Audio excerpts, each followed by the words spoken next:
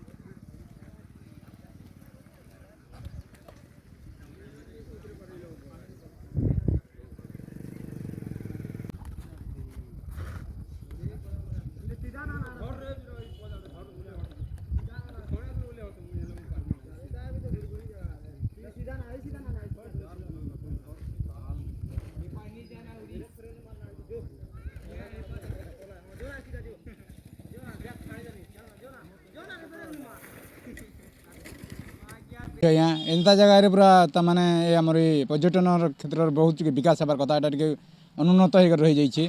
ଲୋକମାନେ ଯେନ୍ ଆସୁଛନ୍ ବହୁତ ଅସୁବିଧାର ସମ୍ମୁଖୀନ ବି ହେଉଛନ୍ ସେଥିଲାଗି ଏଠି ରୋଡ଼ ରାସ୍ତା ସବୁ ଟିକେ ଟିକେ ଉନ୍ନତି ହେବାର କଥା ତାପରେ ରହିବାର ଲାଗି ବି ଲୋକର ଟିକେ ସୁବିଧା ହେବାର କଥା ଆଉ ଏନ୍ତାରେ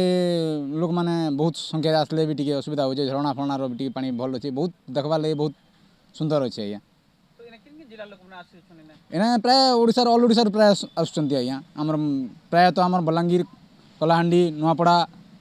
ଏମିତି ଆସୁଛନ୍ ସରକାରକେ ଏଇଟା ତାମାନେ ରାସ୍ତାଘାଟ ଟିକେ ଉନ୍ନତି କରବାର ଅଛି ପ୍ଲସ୍ ରହିବାର ଲାଗି ଗୋଟେ ବି ପର୍ଯ୍ୟଟନ ସ୍ଥଳୀର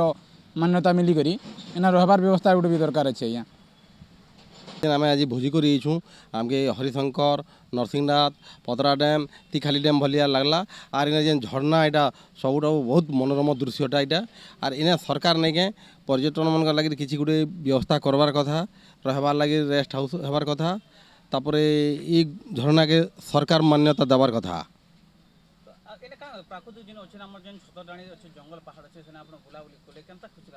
ବହୁତ ବଢ଼ିଆ ଖୁସି ଲାଗଲା ଦେଖୁন ପ୍ରାକୃତିକ ଏଇଟା ପର୍ଯ୍ୟଟନସ୍ଥଳୀ ହେଉଛି ଝର୍ଣା ଆମ ହରିଶଙ୍କର ଭଳିଆ ଝର୍ଣା ଝରି ହେଉଛେ ତାପରେ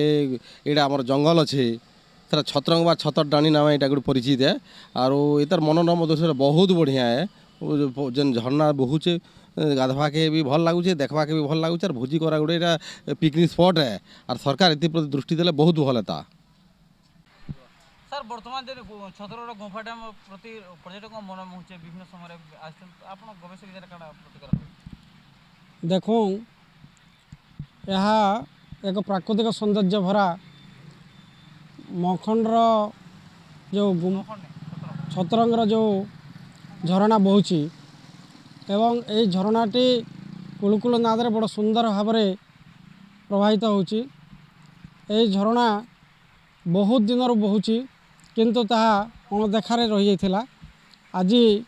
ପ୍ରାୟ ବହୁତ ଅନେକ ପର୍ଯ୍ୟଟକ ଏଠିକି ଆସି ଉପଭୋଗ କରୁଛନ୍ତି ଆଉ ଏଇଠି ପ୍ରାୟ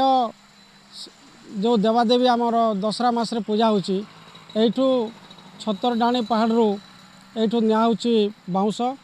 ଏବଂ ତାହା ଛତ୍ରଡାଣି ବୋଲି ନାମିତ ଅଛି ଏହି ପାହାଡ଼ରେ ଏକ କିମ୍ବଦନ୍ତୀ ମଧ୍ୟ ଅଛି ଏଇ ଯେଉଁ ଗୁମ୍ଫା ଏ ଗୁମ୍ଫାଟି ବହୁତ ଦିନ ଥିଲା କିନ୍ତୁ ଲୁକାୟିତ ଅବସ୍ଥାରେ ଥିଲା ଏହା ଦେବାଦେବୀଙ୍କର ସ୍ଥଳ ବୋଲି ଲୋକେ ଆସୁନଥିଲେ ତେଣୁ ଏହି ବର୍ତ୍ତମାନ ପର୍ଯ୍ୟଟକମାନେ ଏଠି ଆସି ଉପଭୋଗ କରୁଛନ୍ତି ଏହା ଏକ ପର୍ଯ୍ୟଟକ ସ୍ଥଳୀ ଏଠି କୁଳୁକୁଳୁ ନାଦରେ ପ୍ରବାହିତ ହେଉଛି ପ୍ରକୃତି ଭରା ସୌନ୍ଦର୍ଯ୍ୟ ଏବଂ ବନ ପାହାଡ଼ରେ ଏହା ଭରପୁର ଏ ଅଞ୍ଚଳ ତେଣୁ ବଲାଙ୍ଗୀର ଜିଲ୍ଲାର ଏହି ପାହାଡ଼ଟି ସୁନାମରେ ନାମିତ ହୋଇଛି ତେଣୁ ଏହି ପାହାଡ଼କୁ ସମସ୍ତେ ଦର୍ଶକ ନିଶ୍ଚିତ ଭାବରେ ଆସି ଉପଭୋଗ କରିବା କଥା ଏବଂ ଏହି ଦର୍ଶନ ସ୍ଥାନ ଏମିତି ମନ ଲୋଭା ହେଇଛି ଏହି ଦର୍ଶନ ସ୍ଥାନରେ ସମସ୍ତେ ଆସି ଏଇଠି ପହଞ୍ଚିବା ଏବଂ ନିଜର ମନକୁ ଏଇଠି ବିମୋହିତ କରି ମାତି ଉଠିବା ସମସ୍ତେ ଏହି ସ୍ଥାନକୁ ଆସି ଏହି ପର୍ଯ୍ୟଟନ ସ୍ଥଳକୁ ନିଶ୍ଚିତ ଭାବରେ ପର୍ଯ୍ୟଟନ ସ୍ଥଳର ବିଭାଗ ଯେଉଁ ଅଛି ଓଡ଼ିଶା ସରକାର ତାର ପ୍ରତି ମଧ୍ୟ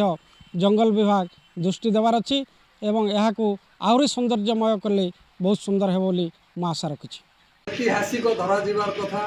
ଇନେ 156 ଛତର ପ୍ରାଣୀରୁ ଆଜ୍ଞା ଦେବୀ ଦେବତା ନଉଛନ୍ ସେନେ ଯେନ୍ ଜଙ୍ଗଲ ଉପରେ ସବୁବେଲେ ପାଣି ରହୁଛି ସେଟାକେ କିଛି ମାନେ ପ୍ରଶାସନ ହିସାବେ ଚେକ୍ ଡ୍ୟାମ୍ ବୋଲିବାକୁ ହେଲେ ହରିଶଙ୍କର ନରସିଂହନାଥ ବୋଲିଆ ସବୁବେଲେ ଅହରହ ପାଣି ଜରୁରୀତା ଆର୍ ଯେନ୍ମାନେ ଦେଖ୍ବାର୍ ଲାଗି ଆମ ପର୍ଯ୍ୟଟକ ମାନେ ଯାଉଛନ୍ ଚାଲ୍ବାର୍ ଲାଗି ଝଟ୍ଲେ ଝୁଟ୍ଲା ହେଇ ପଡ଼ୁଛନ୍ ଏଟା ରାସ୍ତା ବନବାର୍ କଥା ସେନିକେ ଆରୁ ସେନେ ଦେବୀ ଆମର ଛତର ବାହୁତି ଯେ କି ଆମର ପଶ୍ଚିମ ଓଡ଼ିଶାର ଇଷ୍ଟ ଦେବୀ ତାଙ୍କର ମନ୍ଦିରଟେ ହେବାର୍ କଥା ଆରୁ ଅବହେଳିତ କରୁଛନ୍ ଆଜ୍ଞା MIP ବାଲେ ମାନେ ପ୍ରକୃତିରେ ତାର ରକ୍ଷଣବେକ୍ଷଣ ବି ଡ୍ୟାମ୍ର ଠିକ୍ ନାହିଁ କି ପାର୍କ ଭଳିଆ ଠିକ୍ ନାହିଁ ଦେଖ୍ବାର୍ ଲାଗି ସୌନ୍ଦର୍ଯ୍ୟ ବି କିଛି